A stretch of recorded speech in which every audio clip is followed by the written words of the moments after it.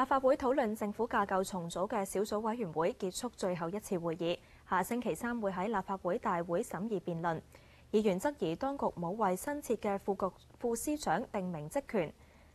後任特首辦表示，官員權力轉移係政府內部嘅事，立法會無需深入監察。政府提交嘅決議案冇觸及到副司長嘅具體職能，但係佢哋又表明日後如果有需要，特首或者司長可以將權力轉移俾佢哋。現階段無需要特別立法，加強嘅施政，加強嘅效率。因此你新增呢兩個，我認為呢都應該要值得支持嘅，無謂呢係棘佢嘅腳啦。即係我唔係幫佢解話，而係我嘅理解啫。泛民議員就質疑《基本法》入邊提及嘅司長、局長等都有明文指定佢嘅職權，咁點解唯獨係副司長冇？呢個係一個奪權嘅或者可以奪權嘅安排啦。呢個副司長呢，係隨時隨刻都可以完全接收司長嘅權力㗎。呢個係冇任何法律上嘅障礙。